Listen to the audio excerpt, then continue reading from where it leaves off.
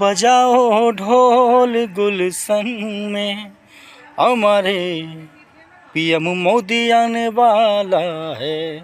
दोस्तों, मैं YouTube blogs में आप सबका स्वागत है। देख सकते हैं कि आज बहुत ही खुशी की बात हम आप सबको बताने जा रहे हैं कि इस बार फिर से मोदी सरकार आने वाला है।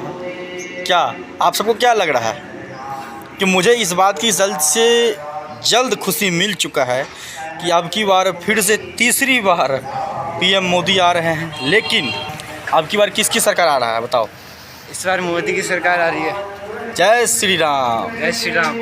अब की बार फिर से मोदी सरकार आ रहा है। तो आप सबको बता दूं कि अब की बार लगातार अब की बार रिपोर्ट चल रहा है कि अब की बार फिर से कांग्रेस पार्टी हार जाएगा और इस बार फिर से तीसरी बारी पीएम मोदी बनने जा रहा है। अच्छा, आपको क्या अच्छा लगता है मोदी सरकार में? सब कुछ अच्छा लगता है। मतलब उन्होंने इतनी रोड बनाई है। हाँ ठीक है। वो पेंशन लगाई है बुढ़ापों की। मतलब ठीक ही है, सब कुछ काम किया है। मतलब बेस्ट है, देश के लिए पूरा बेस्ट है। हाँ, बेस्ट है। बढ़िया है। हाँ, बढ़िया है। ठीक है।